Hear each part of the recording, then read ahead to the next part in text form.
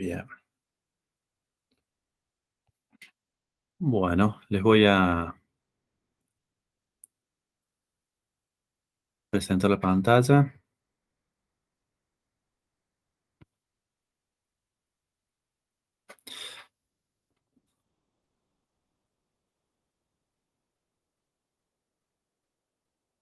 Bueno, habíamos visto la clase, no la clase pasada quedó grabada, ¿no? Tienen la unidad número 2 en el aula virtual, ¿no? Que vendría a ser sobre los reinos helenísticos.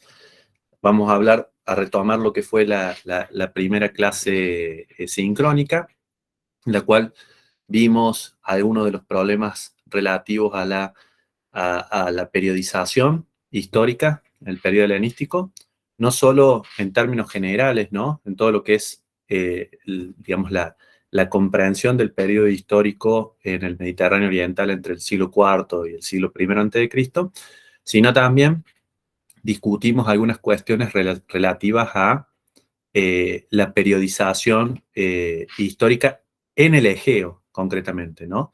Y sobre todo, una periodización que dividía a la historia helenística en alta y baja época helenística y que estaba relacionada con las transformaciones internas experimentadas por la polis, ¿no? Es decir, si verdaderamente había habido un cambio en torno al siglo IV antes de Cristo o si el cambio había que buscarlo más adelante en el siglo segundo antes de Cristo, sobre todo la segunda mitad del siglo segundo,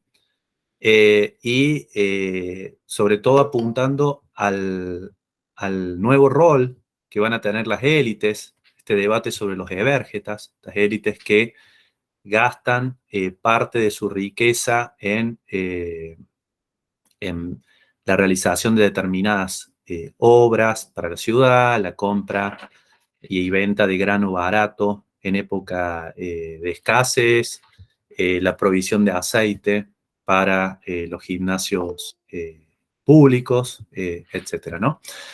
Y ahí hemos visto lo que era el debate entre Philippe Gautier y Paul Bain sobre cuándo interpretar esta transformación, ¿no? Y nosotros vimos que la perspectiva que más aceptación tiene en los últimos 30 años, en los estudios sobre la Grecia helenística, el Egeo helenístico, es la de Paul Bain, ¿no? O sea, entender que, perdón, Paul Bain no, de Philippe Gautier, es decir, entender que las élites transformaron su posición dentro de la polis, llegaron a patrimonializar las instituciones públicas, prácticamente llegaron a ocupar de forma hereditaria determinados puestos y magistraturas importantes, eh, convirtieron al consejo, al Buleuterion, en la Bulé, que se reunió en el Buleuterion, en la principal institución. De hecho, en varias ciudades van a empezar a llamarse Sinedria y van a empezar a tener un funcionamiento similar a los senados romanos, al senado romano, ¿no? Esta transformación es de fines del siglo II antes de Cristo, ¿bien? Y es lo que le da como mucho más sentido establecer un corte histórico ahí y no en el siglo IV como supone la historiografía tradicional que habla de la muerte de la polis en Queronea desde Gustav Plotz en adelante, ¿no? Pensar que la conquista de Filipo II habría sido el fin de la polis y la transformación de la historia griega. Y entonces tocaría hablar un poco de qué pasaba en Grecia, al sur, en el siglo IV antes de Cristo, ¿no? Yo les di de bibliografía, podría haber pensado en varios textos, pero un manual bastante general de Pomeroy y otros, la antigua Grecia, donde se abordan algunas de estas cuestiones, ¿no? Que siempre saltan en el momento en el cual se habla del siglo IV en Grecia, ¿no? La famosa crisis de hegemonías, es decir, la idea de que hay una incapacidad por parte de cualquiera de las poleis griegas en el siglo IV de establecer una hegemonía duradera, ¿no? Y eso trae como consecuencia una situación de guerra permanente. Desde la guerra de Corinto, que es la guerra que enfrenta a Esparta contra sus anteriores aliados de la guerra del Peloponeso, contra Tebas, contra Corinto, pero también contra Argos y contra Atenas entre el 395 y el 387 a.C., hasta la Tercera Guerra Sagrada, entre el 356 y el 346 a.C., no emerge una hegemonía que permita establecer algunos años de paz en el mundo griego, ¿no? Vemos la sucesión de hegemonías, primero Esparta, después Tebas, hasta que finalmente a mediados del siglo IV vamos a tener el ascenso de Macedonia en el norte de Grecia. Por otro lado, esta situación de inestabilidad general, de guerra permanente en el Egeo, se habría visto acompañada por una situación de inestabilidad, de conflictos internos, ¿no? Lo que los griegos denominaban estasis, se podría traducir de varias formas, de hecho es un término bastante polisémico, pero que podemos definir como guerra civil, conflicto social interno, lucha de facciones, ¿bien?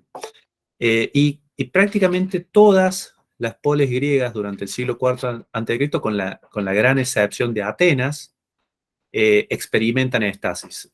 Atenas había tenido su episodio de violencia política interna cuando termina la guerra del Peloponeso, ¿no? En el año 404 a.C., Atenas se rinde ante Esparta, y Lisandro, que era el navarco espartano, apoya la instalación de un régimen político en Atenas, conocido tradicionalmente como el régimen de los 30 tiranos, un tipo de gobierno oligárquico, restrictivo políticamente, pero sobre todo con un tinte fuertemente represivo, ¿no? Empiezan a ejecutar a una buena cantidad de atenienses. Llegan a decir las fuentes antiguas que cerca de 1.500 atenienses perdieron la vida durante el año que duró el régimen de los 30 tiranos, y muchos otros se exiliaron, ¿no? Hasta que en el 403 a.C., un grupo de exiliados atenienses que había buscado refugio en Tebas inició un ataque sobre el Ática, capitaneados por Trasíbulo, y logró derrocar a este régimen de los 30 tiranos. Y en el año 403 a.C. se estableció una suerte de acuerdo entre los demócratas y la facción derrotada, no así con los 30 tiranos, que fueron mayormente ejecutados o muertos en combate, pero sí el, el- el cuerpo político que había apoyado a este régimen de los 30 tiranos, para establecer una suerte de amnistía, ¿no? Famoso juramento que tienen que realizar los atenienses en el año 403 a.C., el famoso nesicaqueso, es decir, no recordaré los males, un claro impedimento de utilizar como herramienta política en el debate la participación o no de algún ciudadano en el régimen de los 30 tiranos, ¿no? Entendiendo que de un ciudadano subordinado que no formaba parte del grupo de los 30 dirigentes, ¿no? Y a partir de ese momento, Atenas va a vivir una gran estabilidad y tranquilidad política, que no es lo que pasa en el resto de Grecia, ¿no? Lo cierto es que tampoco hay que sobredimensionar el fenómeno de la estasis, porque, bueno, se han llevado a cabo, digamos, estudios sobre la cantidad de conflictos. Sobre todo hay una obra de un historiador alemán que se llama Hans Joachim Goerke, y que mostró, por ejemplo, que hay en el siglo V a.C., ¿no? En la época clásica, por antonomasia, en Grecia, él ha contado 123 casos de estasis, ¿no? 123 casos de conflictos civiles internos. Y tomando solamente el lapso entre el 432 y el 404 a.C., el número llega a 87. Y en todo el siglo IV a.C., caracterizado supuestamente por la fuerte inestabilidad social interna, van a llegar a 139 casos. O sea que hay un incremento, pero no una, digamos, más bien habría que pensar la estasis en una suerte de continuidad, ¿no? Lo que es la experiencia de la polis entre el siglo V y el siglo IV, con una leve profundización. Ahora bien, esa estasis, lo vamos a ver más adelante, sobre todo a partir del texto de Henrik Böhm sobre la estasis en la Grecia posclásica, que tienen como bibliografía en la unidad número 3.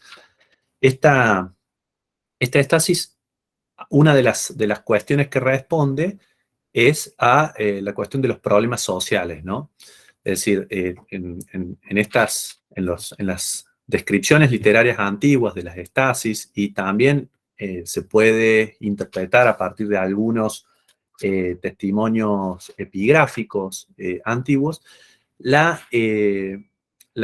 cuestión de las tierras, el reparto de tierras, la redistribución de las tierras, la cancelación de las deudas, son elementos importantes, ¿no? En estos estallidos de conflictos civiles. Y bueno, entonces, digamos, estas descripciones antiguas, o la proliferación de estas descripciones antiguas de estasis, ha llevado a pensar o a sostener que el siglo IV a.C. habría sido una época de crisis económica, de problemas sociales, y se solía ver como una muestra, un signo de esta crisis económica social, el ascenso del mercenariado, ¿no? Que por otro lado también estaría,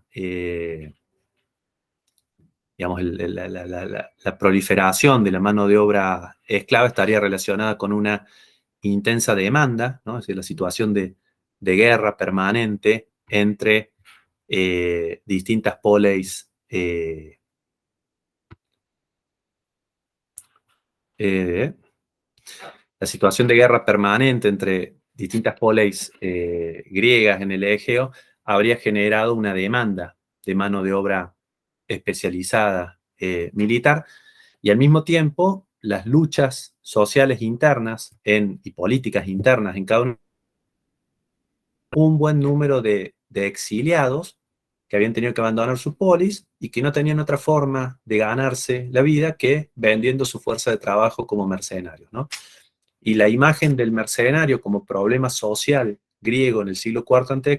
es retratado de forma más clara y enfática por Isócrates, ¿no? Cuando en diversos documentos, en diversos discursos, vuelve sobre el tema de cómo solucionar este problema del mercenariado, y propone como respuesta la conquista de parte del imperio persa, fundamentalmente el territorio de Asia Menor, de Turquía, para trasladar a toda esta población indeseable, que está movilizada y ofreciendo su fuerza de trabajo como mercenarios, como trasladarlos como colonos a Asia Menor, para fundar ciudades y sostenerse allí con el trabajo de los bárbaros esclavizados, ¿no? Reducidos a la condición de dependientes. Al menos esa es la solución que propone.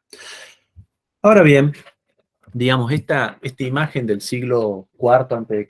como un momento de fuerte, marcada crisis económica social debería ser matizada, sobre todo a partir de lo que son los estudios sobre economía, sobre agricultura en Grecia en el siglo IV a.C., ¿no?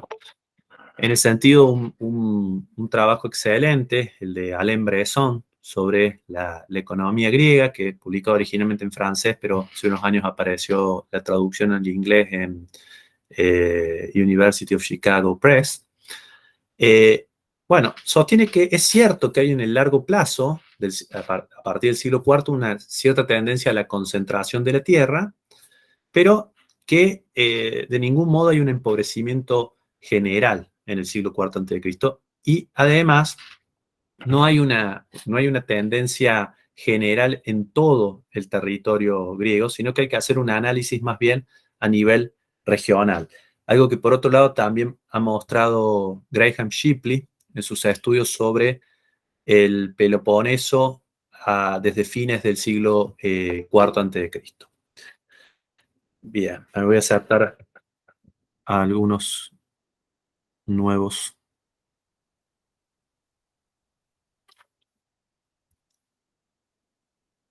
Bien.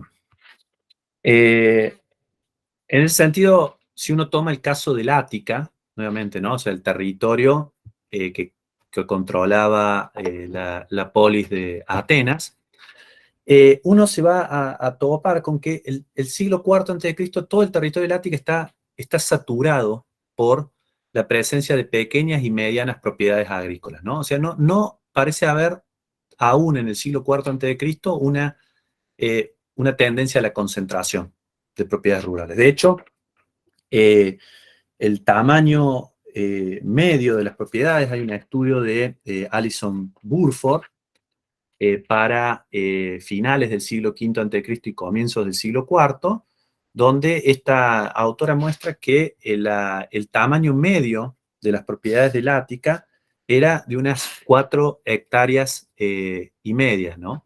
Y para que se den una idea, las 4 hectáreas y media era más o menos la cantidad de tierra que necesitaba un ciudadano ateniense para poder formar parte de la clase censitaria de los Zeugitai, ¿no? ¿Se acuerdan cuando Solón, eh, bueno, establece las 4 clases del censo a fines del periodo arcaico?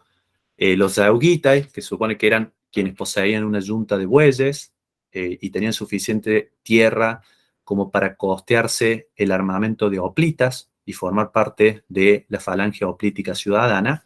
Bueno, esos individuos tenían una cantidad de tierra aproximada de 4 hectáreas y media cada uno. Ese es, digamos, el tipo de propiedad que predomina en Atenas, incluso en el siglo IV a.C. Tanto es así que, por ejemplo, Ian Morris, un estudio en el cual, bueno, aplicaba algunas cuestiones que tienen que ver con eh, índices de igualdad en la población del Ática en ese momento, sostiene que el Ática del siglo V y IV a.C., en términos de coeficiente de Gini, fue una de las 2 sociedades más igualitarias en el Mediterráneo desde la antigüedad hasta la Edad Media. ¿Bien? Entonces, en realidad, si nosotros miramos al Ática, no hay una tendencia a la concentración de la tierra. En cambio, si nos vamos a otros lugares, como por ejemplo la Laconia, es decir, el territorio donde estaba el núcleo agrícola de Esparta, está ubicada Esparta, ahí sí se detecta desde fines del siglo V a.C., o sea que tampoco es una tendencia del siglo IV, una cierta concentración de la tierra, que es lo que los pensadores antiguos que reflexionaron sobre Esparta, generalmente de origen ateniense, denominaban como, o macedonio como Aristóteles, denominaban oligantropía, ¿no? Es decir, escasez de hombres. Esta escasez de hombres en realidad era una escasez de hombres capaces de llevar a cabo el servicio militar y capaces de desempeñar plenamente sus derechos políticos. ¿Por qué? Porque no tenían tierras suficientes para hacer eso. Es decir, no, el hecho de que los espartanos, desde la batalla de Platea, que fue en el año 480 a.C., hasta la batalla de Mantinea, en el 362 a.C., así que casi 120 años, hayan ido reduciendo significativamente la capacidad de movilizar, me parece que se había intentado conectar a alguien, habían ido reduciendo significativamente la capacidad de movilizar hombres homoioi, es decir, ciudadanos espartanos de pleno derecho que formaban parte de la falange hoplítica, y hayan ido reduciendo sus efectivos en Platea, donde habían movilizado aproximadamente 5.000 hombres, hasta llegar a Mantinea, en la cual solo van a poder movilizar unos 700 hombres, eso no significa que haya habido una disminución demográfica, sino que lo que ha habido es un empobrecimiento general de la ciudadanía espartana, con una reducción de la cantidad de individuos que tenían la suficiente tierra como para poder eh, realizar el servicio militar exigido por Esparta y poder participar de una serie de instituciones que eran, por ejemplo, las sicitias, las comidas comunes, a las cuales tenían que aportar una cantidad de alimentos X, caso contrario perdían sus derechos plenos de ciudadanía. ¿Bien? Entonces, en Esparta sí se advierte ya a fines de época clásica y con más, de forma más marcada en el siglo IV, una cierta concentración de la tierra. Tanto así que, por ejemplo, Graham Shipley o Paul Carlech han mostrado, bueno, seguro que ahora cuando vuelva a poner la presentación va a conectarse alguien más. Digamos, tanto así que han llegado a sostener que las grandes propiedades de tierra en Esparta en época helenística, ya siglo III, comienzo del siglo II a.C., había espartanos que habían llegado a tener propiedades de incluso unas 1000 hectáreas, cuando normalmente, ¿no? Antes de la batalla de Leuctra, la batalla de Leuctra es la batalla en la cual se enfrentan los espartanos contra los tebanos en el año 371 a.C. y que marca el fin de la hegemonía espartana sobre el Peloponeso. O sea, a partir de la batalla de Leuctra, los espartanos, por ejemplo, pierden varios territorios en el Peloponeso, pero sobre todo uno muy importante desde el punto de vista económico, social y político, que es la Mesenia, ¿no? Donde había varios espartanos que tenían sus lotes de tierras, varios homoioi, iguales espartanos que tenían sus lotes de tierra. Cuando Esparta tenía sus tierras combinadas con Mesenia, es decir, antes de Leuctra, controlaba un territorio de unos 8.500 kilómetros cuadrados, lo cual equivalía aproximadamente, los cálculos que se han realizado, a unas 135.000 hectáreas de tierra arable en manos de espartiatas o homoioi, ¿no? Es decir, ciudadanos espartanos de pleno derecho. Y la propiedad promedio que estos individuos tenían era de 18 hectáreas, o sea, normalmente tenían 4 veces más tierra que un ciudadano ateniense. Y en el caso de los ciudadanos más ricos, espartanos del siglo V a.C., llegaban a tener propiedades de 44, aproximadamente unas 44 hectáreas. Esto se va a ir profundizando, tanto así que decía que en el siglo III, fines del siglo III, comienzos del siglo II a.C., va a haber espartanos que van a tener propiedades de unas 1000 hectáreas, ¿no? O sea, ya vamos a tener una alta concentración de la tierra. Y esa concentración de la tierra, en cambio, no la vamos a ver nunca en Atenas, por lo menos hasta la época romana, ¿no? Por ejemplo, las grandes propiedades que aparecen en las fuentes literarias, ¿no? Pero que son descritas de forma bastante confiable, son, por ejemplo, una finca que tenía Alcibíades en Ercia y era descrita como una gran propiedad a finales del siglo V a.C. y tenía 27 hectáreas, ¿no? O sea, nada que ver con las grandes propiedades de los latifundistas de época romana. O incluso Fénipo, en el siglo IV a.C., al cual se lo denuncia por, supuestamente, es un personaje al cual se denuncia por no haber eh, ejercido hasta ese momento ninguna liturgia, es decir, estos gastos puntuales, obligatorios, que los ciudadanos más ricos atenienses tenían los cuales tenían que hacerse cargo en determinadas circunstancias, como por ejemplo el equipamiento y mantenimiento de un trireme, de un barco de guerra, o montar y ensayar y preparar un coro para festivales de teatro. Bueno, este individuo no se había hecho cargo de ninguna liturgia, es denunciado por un conciudadano y se da paso a un proceso de antídosis, ¿no? Que básicamente lo que implicaba la antídosis era que si había un ciudadano al cual se le había impuesto una carga impositiva excepcional, y ese ciudadano ateniense consideraba que había otro ciudadano más rico que él, que además aún no se había hecho cargo de un gasto similar al que se le estaba imponiendo, podía desafiar a este otro ciudadano rico a una antídosis, es decir, a un intercambio igualitario de las propiedades. Era una forma supuestamente de probar, porque si la otra persona era más rica, no iba a querer recurrir a esta antídosis, ¿no? Pero bueno, lo interesante es que la gran propiedad de Fénipo era una finca de entre 110 y 120 hectáreas, ¿no?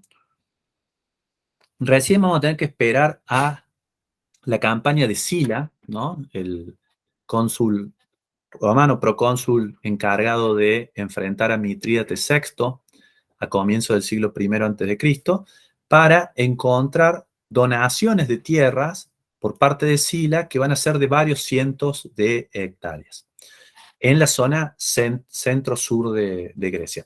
En el norte sí va a haber existido una cierta concentración. Con el norte me refiero a territorios al norte de las Termópilas, ¿no?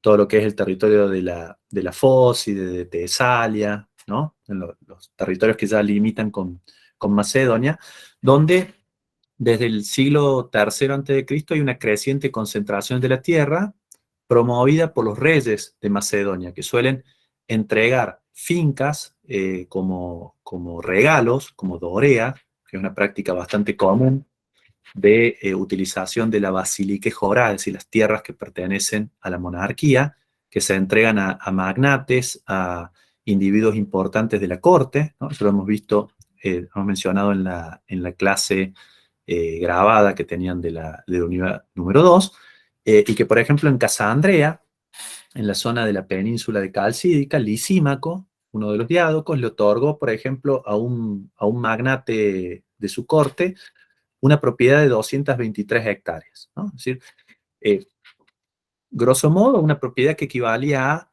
50 veces la propiedad media de los ciudadanos atenienses en el siglo IV a.C., ¿no? En esos lugares va a haber bolsones en los cuales se va a dar concentración de la tierra. Entonces, ¿a dónde tenemos que llegar con toda esta discusión que ha habido en la historiografía en las últimas décadas? A que la situación de la crisis económica y la concentración, la supuesta concentración de la tierra en menos manos, es en el siglo IV a.C. un fenómeno regional que no se puede hablar de una situación generalizada. ¿Bien? Hemos visto que en el caso del Ática no ocurre así, en el caso de la Laconia sí, en otras regiones del norte de Grecia se da algo por el estilo, y hay otras regiones del Peloponeso donde no hay tal concentración. Por ejemplo, en la zona de Arcadia, en el centro del Peloponeso, o en la zona del norte del Peloponeso, en la zona de Acaya, tampoco hay tal concentración en pocas manos de tierra. ¿Bien? Eh, la, la, la estasis, de todos modos, no tiene que, digamos, no, tampoco hay que caer en una postura negacionista acérrima, ¿no? Es decir, en muchos casos la estasis, conflicto cívico, tiene un origen económico, ¿no? En otros casos tiene un origen político. Hay alto nivel de conflictividad, no mucho mayor que durante la última etapa del siglo V, es verdad, pero sí es permanente a lo largo del siglo IV. Eh, por otro lado, incluso la epigrafía, es decir, las inscripciones, muestran que, de que el problema de la estasis había tenido algún tipo de origen económico, porque, por ejemplo, sin entrar en las disposiciones de la Liga de Corinto, de la inscripción que se conserva del 337 a.C., que es, ya vamos a ver ahora en breve, la liga que funda Filipo II para eh, basar su hegemonía sobre Grecia en el momento previo a la campaña que estaba proyectando contra el imperio persa aquemenio, ¿no? Crea una gran alianza que tiene las características de una paz común en territorio griego. Y una de las cláusulas de esa paz de Corinto, Liga de Corinto, tiene que ver con la preservación del orden interno dentro de cada una de las ciudades aliadas de la Liga. Y por otro lado, por ejemplo, otro indicio importante es el llamado Decreto de los Exiliados, que dicta Alejandro Magno un año antes de morir, en el año 324, y que hace leer en los Juegos Olímpicos, por el cual ordena a todas las ciudades que forman parte de la Liga de Corinto que reciban a los exiliados políticos, excepto a aquellos que hayan cometido crímenes de sangre particulares, ¿no? Pero tienen que recibir a la gran mayoría. Y esto supuestamente generó una gran expectativa en Grecia. De fuentes antiguas, Diodoro Sículo, este historiador tardío del siglo I a.C., pero que se basa en historiografía del siglo IV como fuente, habla de 25.000 griegos que se habían reunido en Olimpia para escuchar el decreto de Alejandro Magno. Y al mismo tiempo también habla de las fuertes resistencias de Teodoro Sículo que generó el decreto de Alejandro Magno en una serie de estados griegos que no estaban dispuestos a volver a recibir a los exiliados, ¿no? Y ustedes tienen en el dossier de fuentes de la unidad número 3, tienen una inscripción de la ciudad de Tegea, que ya vamos a ir, ya vamos a mencionarla más adelante, que es una ciudad en el sur de Arcadia, en el Peloponeso, en la cual se conserva la inscripción por la cual Tegea responde al decreto de Alejandro e intenta adecuarse al mismo. Y, y el principal problema que tiene Tegea para poder volver a recibir a los exiliados políticos es que necesita restituirles todos los bienes que se le han confiscado, que se han subastado o que se han repartido entre los otros ciudadanos. Entonces tiene que generar un fondo específico en la ciudad para poder volver a recomprar parte de las tierras, tiene que compensar económicamente a los antiguos propietarios por lo que habrían producido las tierras que se le habían confiscado. En fin, es una situación económicamente bastante difícil para las comunidades griegas, y dar cuenta de todas maneras del hecho de que en estos procesos de conflicto interno, estas estasis, el reparto de los bienes de la facción derrotada jugaba un papel importante. No solo en el movilizar a los grupos para combatir entre sí dentro de la ciudad, sino también para evitar que vuelvan esos exiliados que representaban un riesgo para la propiedad recientemente adquirida. ¿Y qué pasa en el norte, no? Por eso les decía que resultaba importante, porque una de las grandes transformaciones que ha habido en la interpretación histórica en los últimos 20 años ha tenido que ver con la reevaluación del reino de Macedonia, ¿no? ¿Qué era ese reino que surgió en el norte de Grecia y que a partir de mediados del siglo IV a.C. va a establecer una hegemonía sobre el Egeo y posteriormente va a conquistar el imperio persa aquemenida y va a ser la base de la cual se va a crear el mundo helenístico, ¿no? En la interpretación de Droysen y por cierto, en la interpretación histórica de varios historiadores actuales, ¿no? Es decir, va a ser la base que va a hacer pensable el mundo helenístico, ¿no? Eh, bueno, se puede indicar que la transformación que ha habido en el conocimiento de Macedonia en los últimos 20, 25 años ha tenido que ver con, primero, un amplísimo desarrollo de la arqueología, que hasta terminada la Segunda Guerra Mundial y la Guerra Civil griega, no se había podido llevar a cabo grandes campañas arqueológicas en el territorio macedónico. Entonces, en realidad, la gran mayoría de las historias que se escribían sobre Macedonia o sobre sus reyes estaban basadas fundamentalmente en fuentes literarias, y que en buena medida son fuentes literarias que hablan desde afuera, son generalmente historiadores griegos, Hecateo de Mileto, Heródoto, Tucídides, serían los autores más antiguos, y posteriormente los historiadores de Alejandro Magno, que tampoco se han conservado directamente, sino que han sido citados por autores posteriores de finales de la época helenística y comienzos de la época romana. Entonces no se habían podido llevar a cabo grandes campañas arqueológicas. Además, los grandes hallazgos epigráficos, las inscripciones que se habían encontrado en el territorio macedónico, recién empezaron a ser publicadas de forma eh, acelerada a partir de la década del 70, ¿no?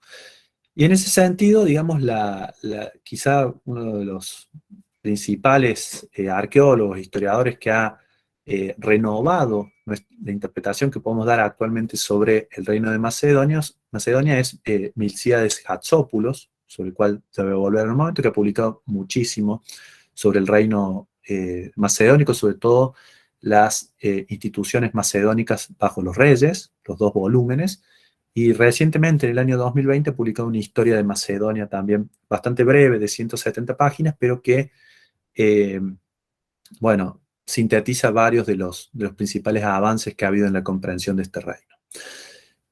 Los estudios arqueológicos corroboraron un poco lo que ya se sabía en términos literarios de la lectura de las fuentes literarias sobre el origen del reino, ¿no? El reino de Macedonia va a tener su origen en torno a las décadas entre el 670 y el 650 a.C. en la zona oriental, suroriental de la Botiea. Ustedes lo ven acá, les puse un cursor enorme para que vean esta región de Macedonia que es la Botiea.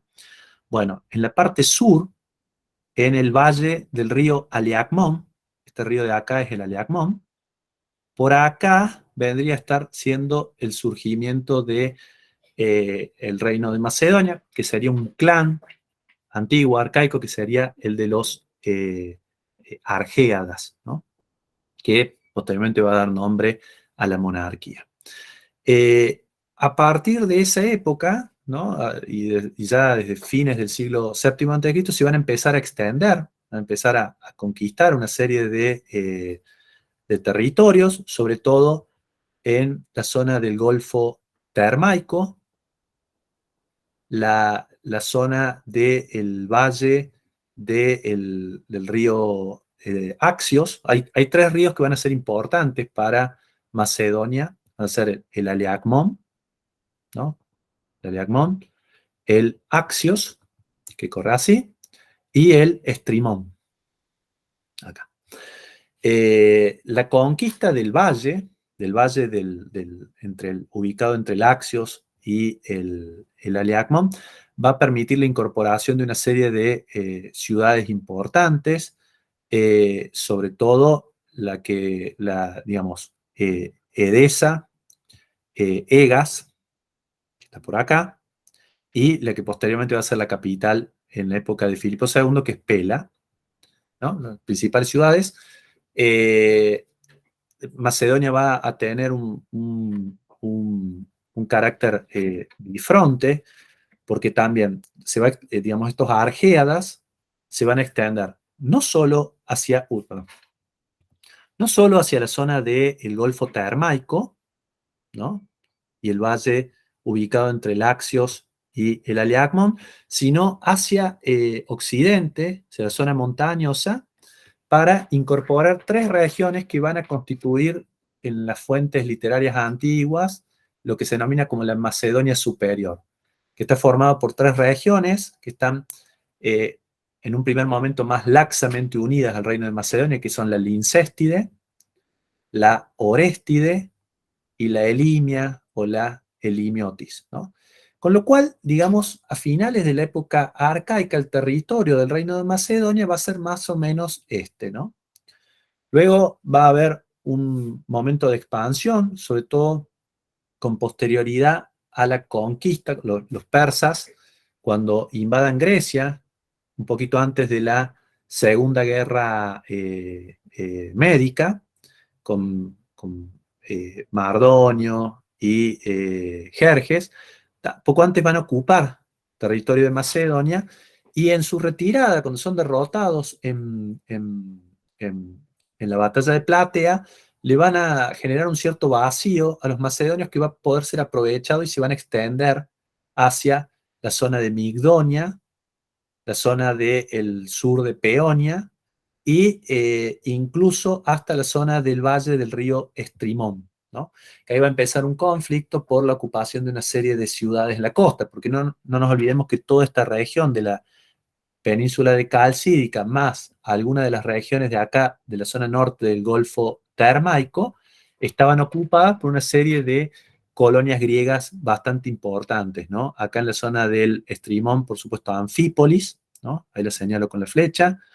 En la zona de la península de Calcídica hay varias ciudades importantes, ¿no?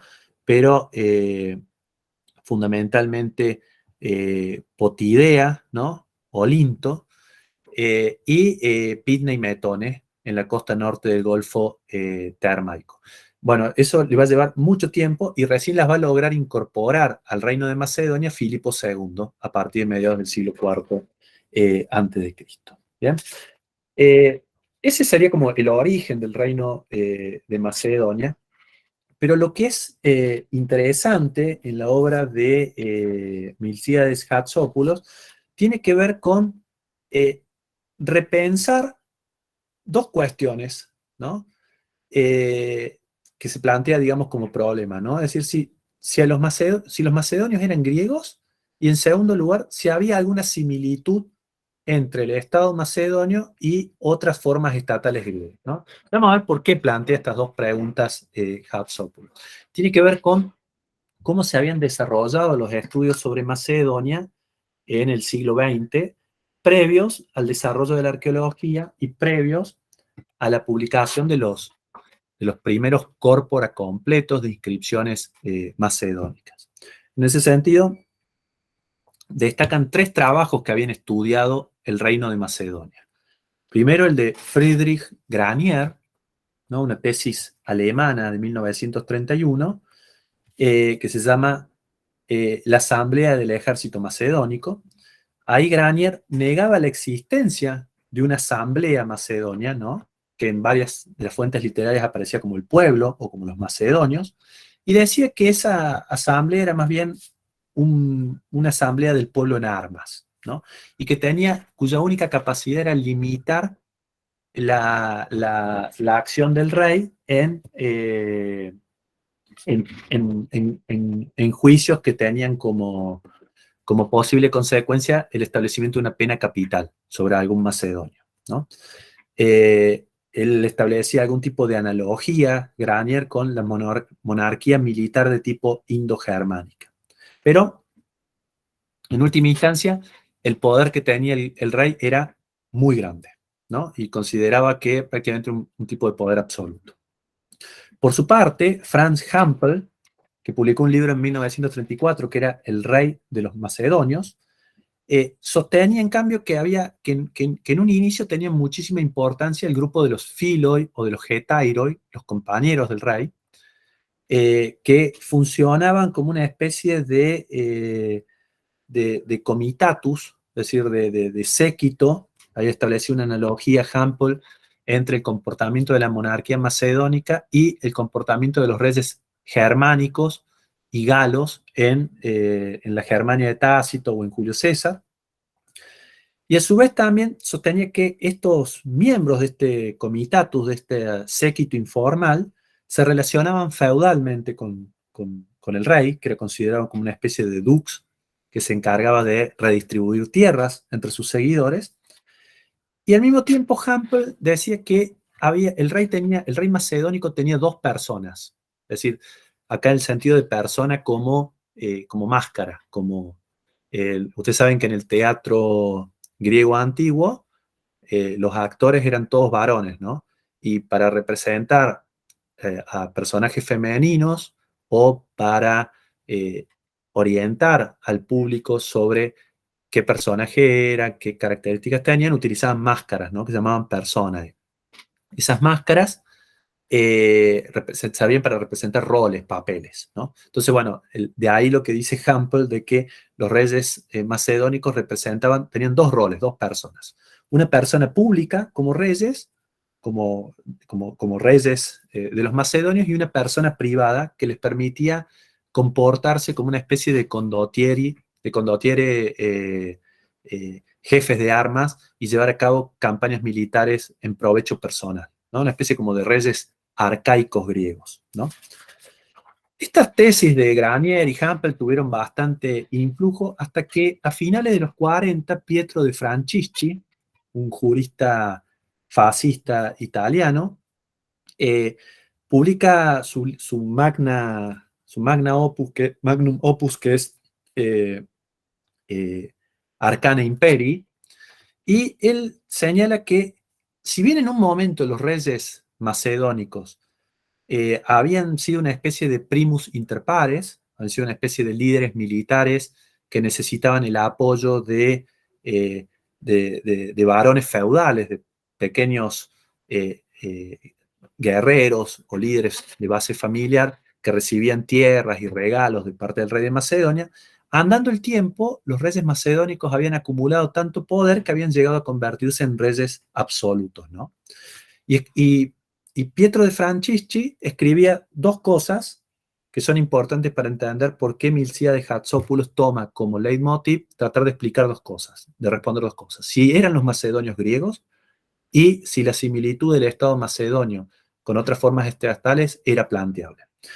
Pietro de Francisci escribía: el rey, entre los macedonios, el rey es el órgano exclusivo que ejerce soberanía y representa a la organización política, ¿no? O sea, un tipo de monarquía, podríamos decir, valga el anacronismo, absoluta, ¿no? Cree que son reyes absolutos, no tienen ningún tipo de límite institucional al ejercicio del poder.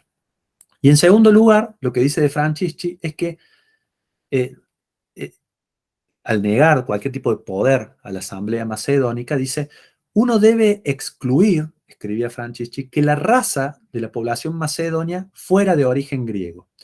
El Estado macedonio está en antítesis total y brutal con el Estado griego. ¿Bien?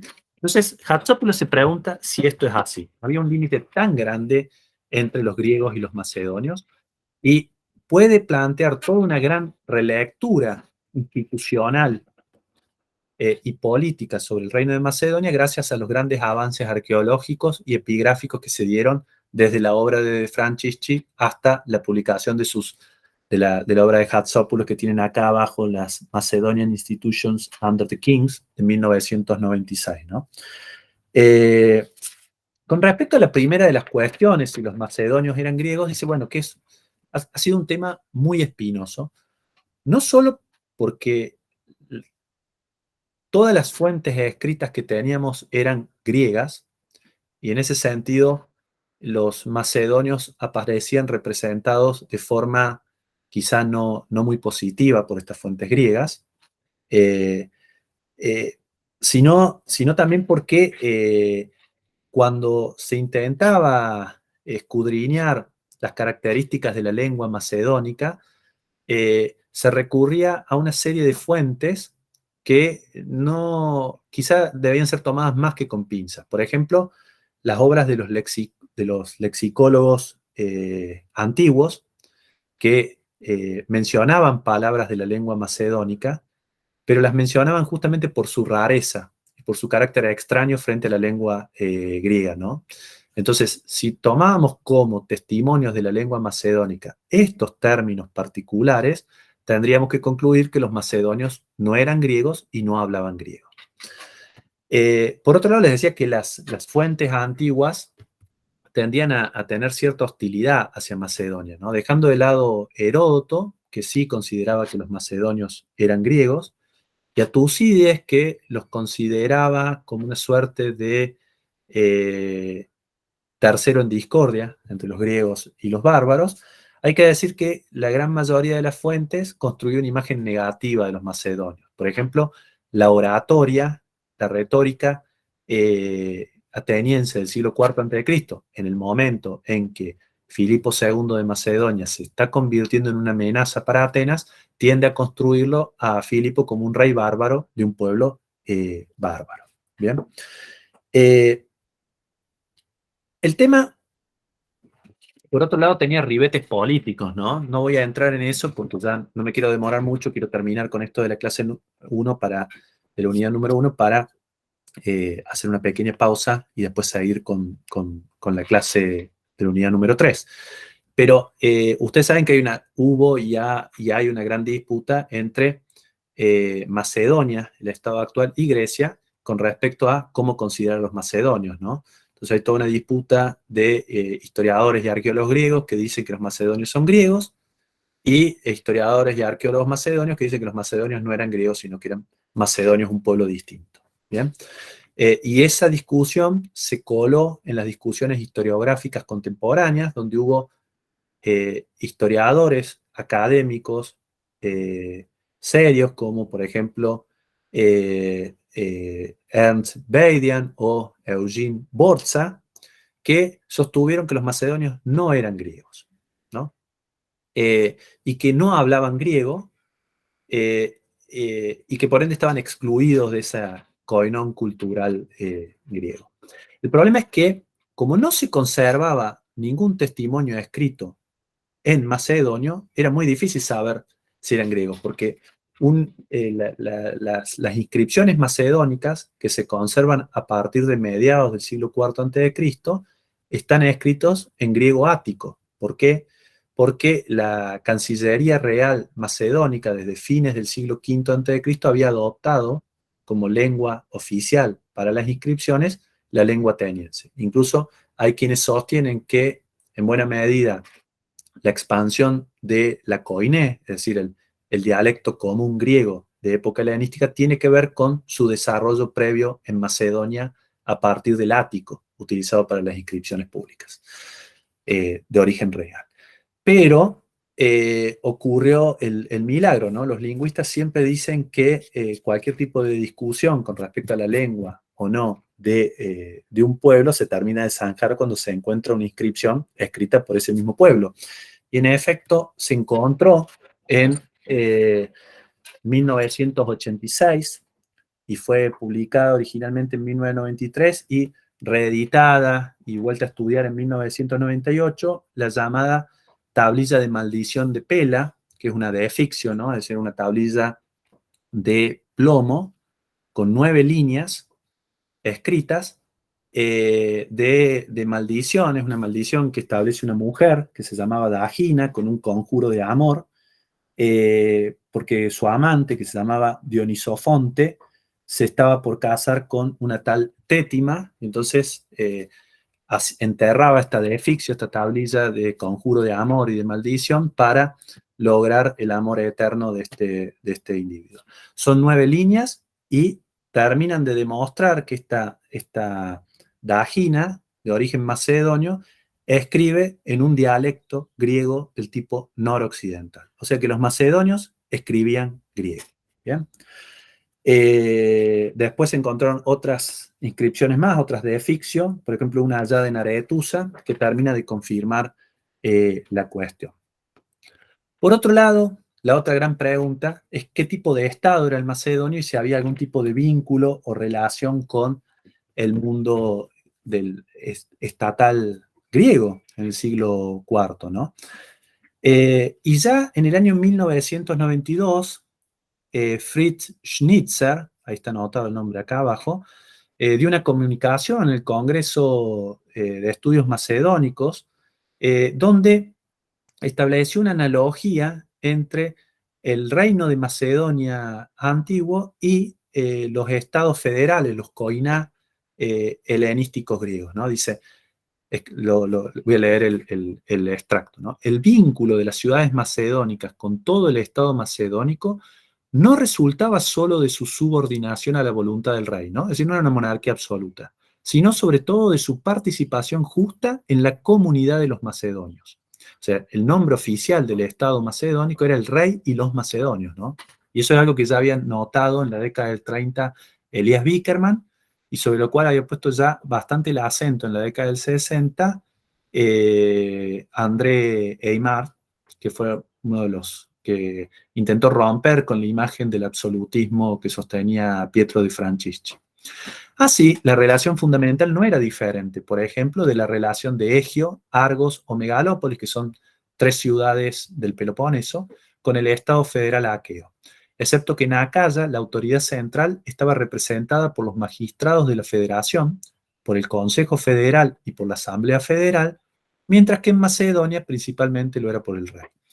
Incluso la división de competencias entre autoridades centrales y locales era en Macedonia, en principio, regulada de alguna forma similar a las competencias compartidas en los estados federales republicanos, ¿no? Y entonces,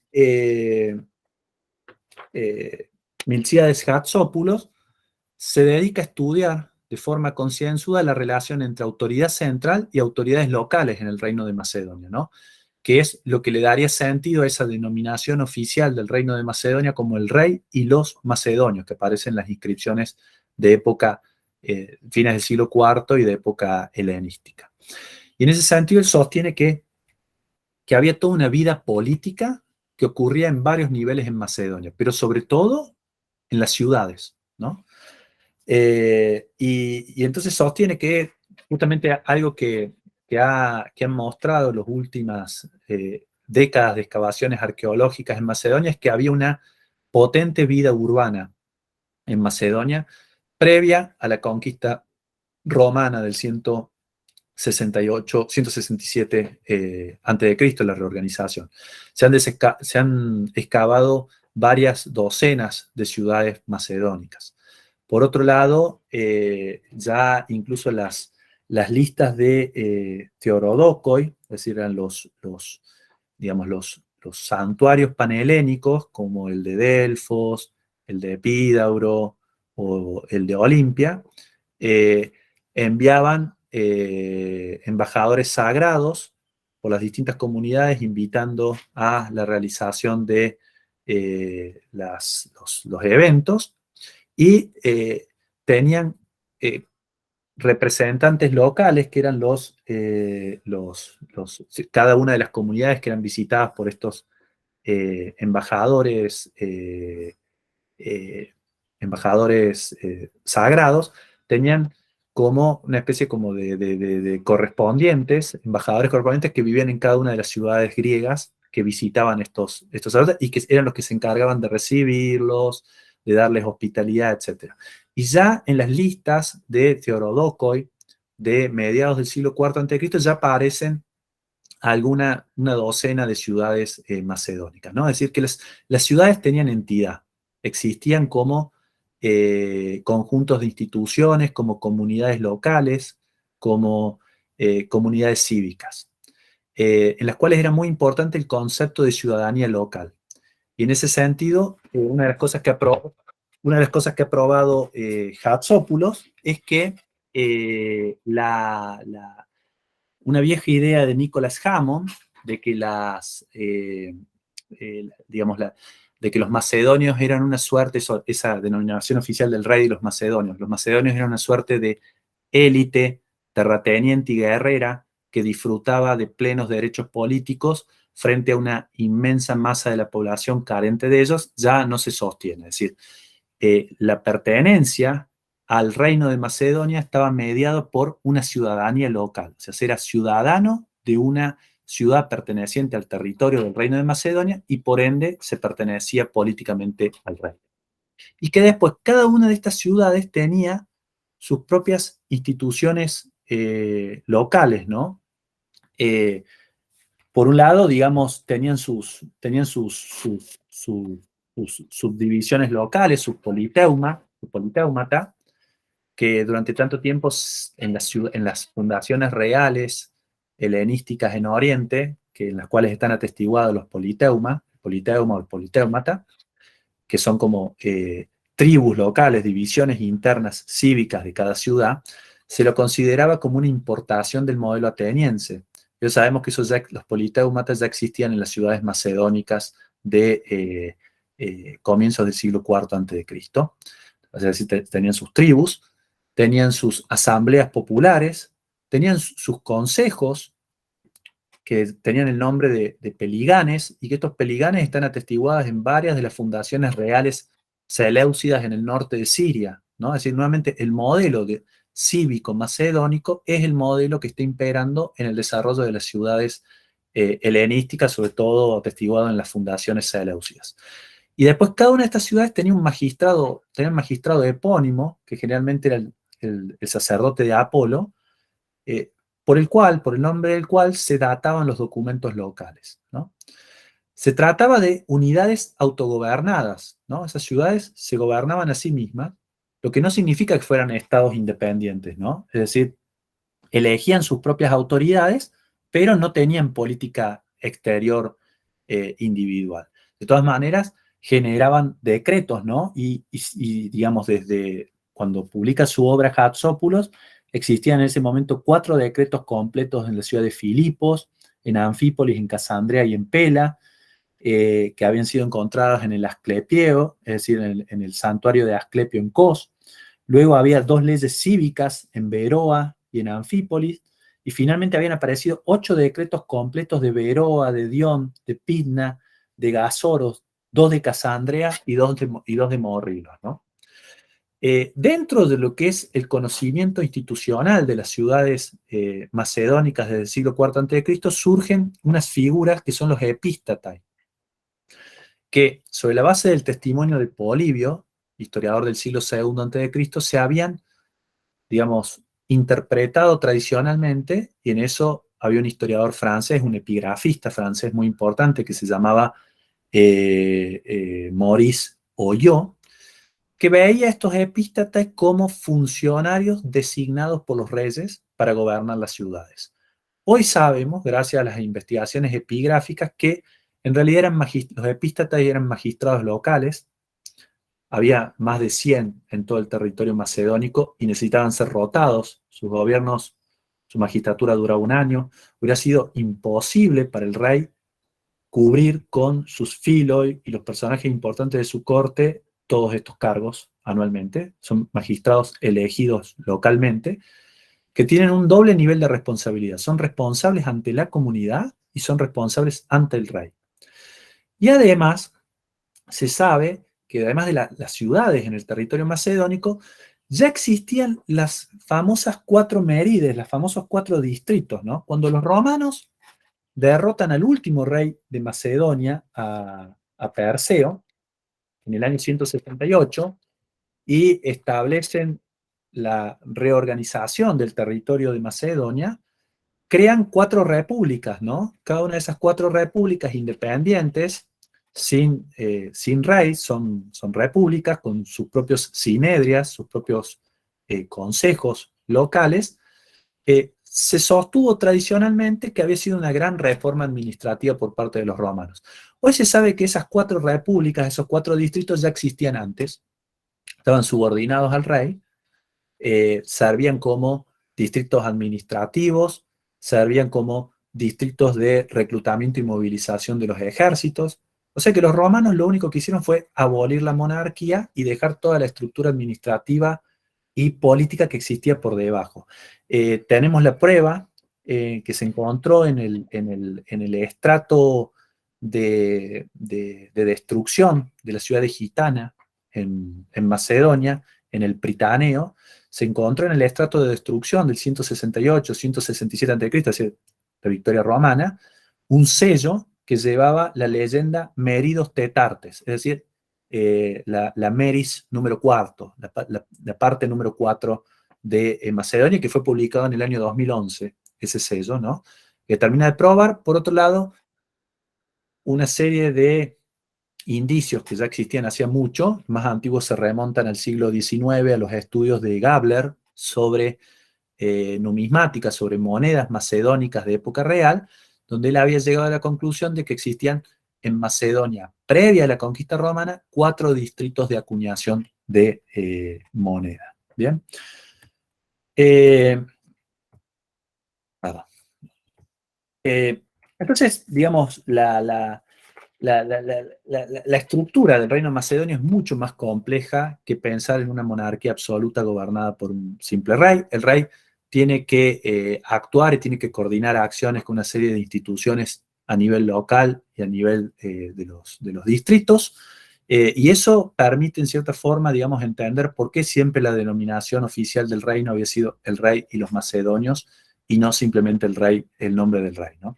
Lo cual le va a dar una característica distintiva al reino, posteriormente al reino antigónida en la época helenística. Eh, Dicho todo esto, pasamos a la última etapa para hacer una pequeña pausa, después que es la de la Liga de Corinto, ¿no? Yo le decía que cuando Filipo II logra superar una fuerte situación de inestabilidad política que le tocó vivir a Macedonia a la muerte del hermano de Filipo en el año 360 a.C. Hay discusión si Filipo primero se asciende al trono a finales del 360 o a comienzos del 359, y luego también había discusión sobre si él asciende al trono primero como rey o primero eh, como tutor de su sobrino. Hoy por hoy se tiende a pensar que es más probable que haya asumido el trono ya directamente como rey a finales del 360. Y entre el 360 y el 338, que se produce la batalla de Queronea, Filipo lo que hace es consolidar, fortalecer internamente su reino en términos económicos, con el control de una serie de lugares estratégicos, primero los recursos mineros de Tracia, de la actual Turquía europea, cerca de lo que después va a ser la fundación, la ciudad de Crénides, que él va a refundar como Filipos. Ahí estaban principal filón aurífero del Pangeo. Luego también el control de la costa macedónica, que estaba, como vimos, dominada por una serie de ciudades de origen griego, sobre todo en la península de Calcídica, pero también en la desembocadura del Estrimón por la estratégica ciudad de Anfípolis, que siempre había tenido una importancia clave para Atenas, ya desde la época de la guerra del Peloponeso. Posteriormente va a empezar a venir el interés de Filipo por entrar en la política interna en Tesalia, ¿no? Esta zona, que le va a permitir el ingreso a Grecia Central y posteriormente inmiscuirse en la tercera y finalmente en la cuarta guerra sagrada, para terminar en el año 338 a.C., derrotando a tebanos y atenienses en la batalla de Queronea, ese hito que la historiografía tradicional tendía a identificar con el final de la polis. Bueno, pero la victoria de Filipo intenta hacer también un arreglo, una suerte de acuerdo con las poleis griegas, que no todas, además no todas habían participado en la batalla de Queronea, una alianza más bien reducida, la que se enfrentó a Filipo, capitaneada por Tebas, por Atenas, la cual participó también Corinto, participaron algunas ciudades aqueas, ¿no? Pero la gran mayoría de estados griegos no participó. Hay muchísima, quiero nada más mencionar unas cuestiones, pero hay muchísima discusión a partir de un artículo de Ian Worthington sobre la historicidad o no de esta inscripción de IG-2, de la segunda edición de las inscripciones Graecae, el tomo 2, número 236, porque Worthington ha mostrado que se puede tomar con pinzas que las dos piedras, las partes alfa y beta, que fueron unificadas por el epigrafista Wilhelm a finales del siglo XIX, y que dijo son dos partes de una piedra que fueron encontradas en Atenas y que Wilhelm consideró que formaban parte de el estatuto de fundación de la Liga de Corinto en el año 337 a.C. La primera parte de la piedra usted la tiene en la selección documental. La primera parte de la piedra tiene que ver con los considerandos y las cláusulas de esa liga, o en realidad el término más técnico es paz e Irene, entre Filipo y los estados griegos. Y la segunda parte es un listado de pueblos, ¿no? Supone que forman parte de la alianza. Lo que dice Worthington es que, bueno, la primera parte, la que tiene que ver con los considerandos, la piedra alfa, ha sido muy severamente restaurada, porque es una piedra muy dañada, en algunas partes muy difícil de leer, y se ha restaurado mucho las lagunas existentes en la piedra, en la inscripción de la piedra, con referencias a una obra de Demóstenes, que es el discurso número 17 sobre el tratado con Alejandro, ¿no? Que vendría a ser eh, re, una puesta en vigor de esta Liga de Corinto. Ustedes saben que Filipo II va a ser asesinado al año siguiente, en el 336, y Alejandro va a tener que hacer frente a ciertas rebeliones por parte de algunos de los aliados de la Liga de Corinto, notablemente Tebas, y en el año 335 va a poder volver a poner en práctica esta paz común, Coina Irene, e iniciar al año siguiente, en el 334, la campaña contra el Imperio Persa. Bueno, lo que dice es que no hay garantías de que el tratado con Alejandro haya sido exactamente igual al tratado con Filipo, y que las restituciones en la inscripción hay que tomarlas con pinza. Y por otro lado dice que la lista final de todos estos aliados, de estos pueblos que aparecen, no parece formar parte de la misma inscripción. O sea que la unión que ha hecho Wilhelm de las dos piedras, de los dos pedazos de piedra que se conservan en dos lugares distintos, no formarían parte de un mismo documento. ¿Bien? Eso es una discusión que ha generado bastante debate en los últimos años, que si la dejamos de lado, podemos decir básicamente que esa Liga de Corinto fue un intento de establecer una paz en la tradición de lo que habían sido las koinai, las paces comunes, las koinai e irenai, desde la paz del rey del año 387 a.C., que puso fin a la guerra de Corinto, por la cual el rey de Persia actuaba como un garante de que no hubiera más conflictos entre los griegos, que supuestamente tenía la pretensión panhelénica de incluir a todos los estados griegos. Esta paz de Filipo no llega a ser una koiné Irene porque no participa Esparta. Además, establece, digamos, una suerte de alianza bicéfala, donde por un lado va a haber un Sinedrion, un consejo de representantes, que desconocemos cómo estaba conformado, cuántos enviados tenía cada una de las polis griegas que formaban parte, y junto con ese Sinedrion, ese consejo, había el reconocimiento de un cargo de líder, de caudillo, del rey de Macedonia, primero Filipo II y después Alejandro, que no formaba parte directamente del Sinedrion. Tenía como objetivo establecer la estabilidad política interna de los miembros, y hay disposiciones para intervenir en el caso de que se produjera alguna estasis o intento de cambio político dentro de alguna de las ciudades miembros.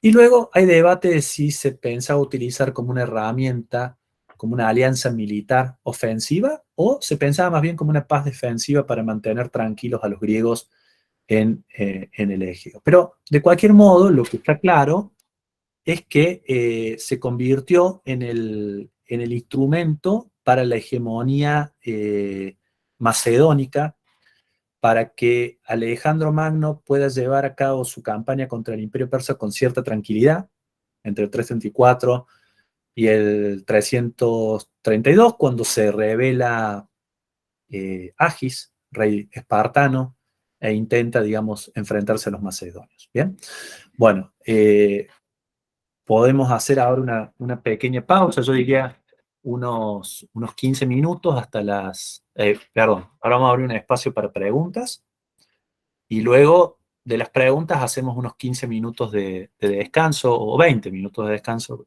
así pueden hacerse un té, pueden tomarse un café, y podemos retornar. No sé si tienen alguna pregunta, yo voy a mirar el chat, que no lo he mirado en todo este tiempo. Buenas tardes, Elías. Mucho saludo. Preguntas, dudas, hasta ahora. Yo tengo una consulta Sí. con respecto a los exiliados. No sé si lo comprendí bien.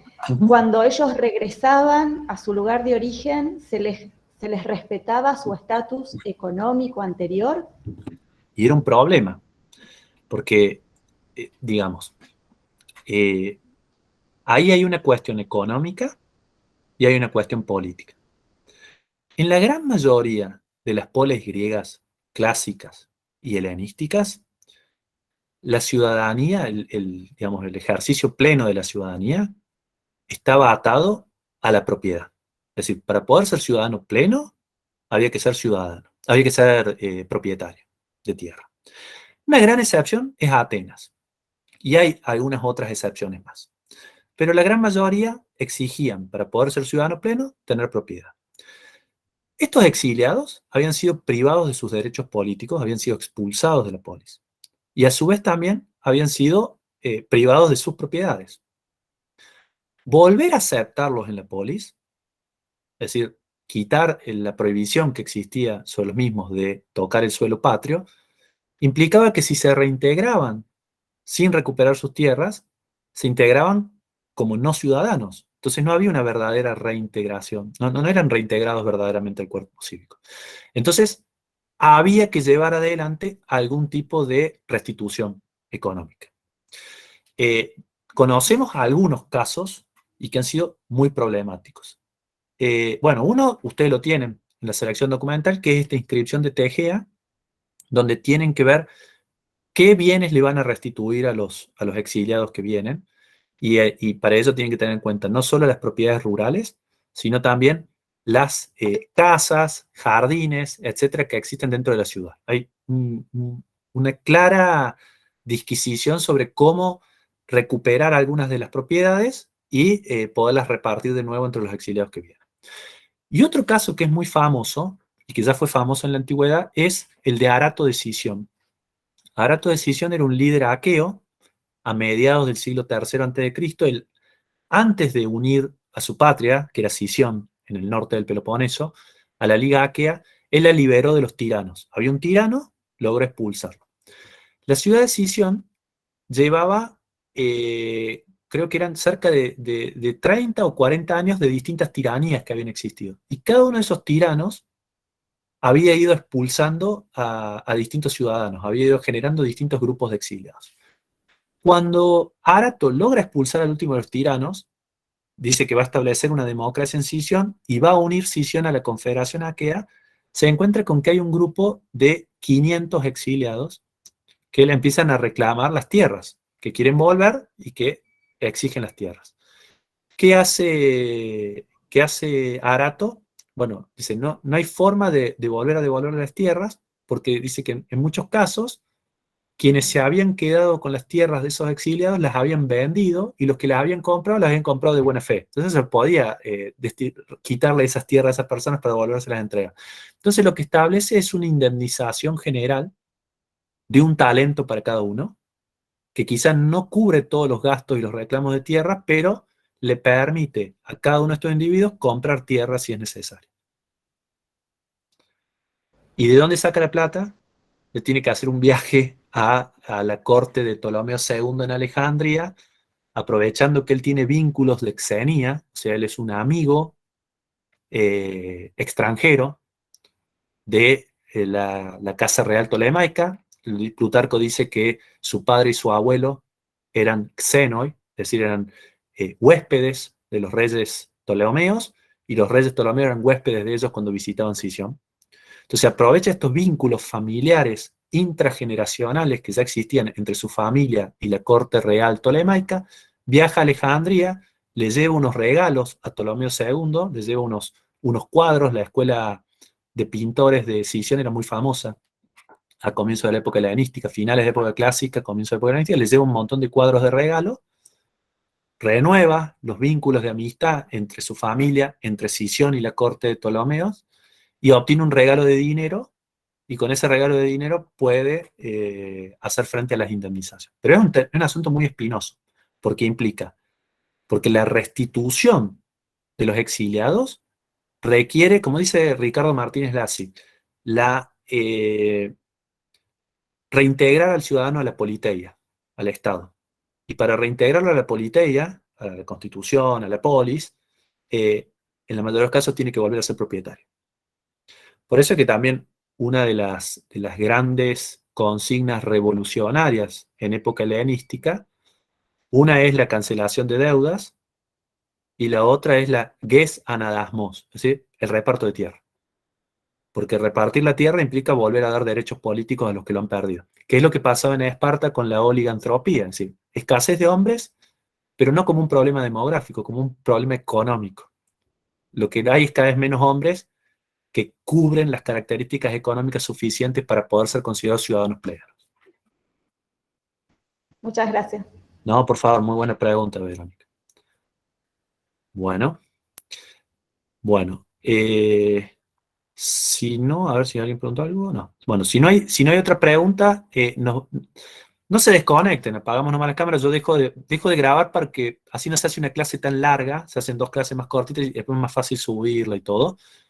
Nos juntamos de vuelta a las 10:45, ¿puede ser? ¿7 menos cuarto? Bueno, detengo la grabación.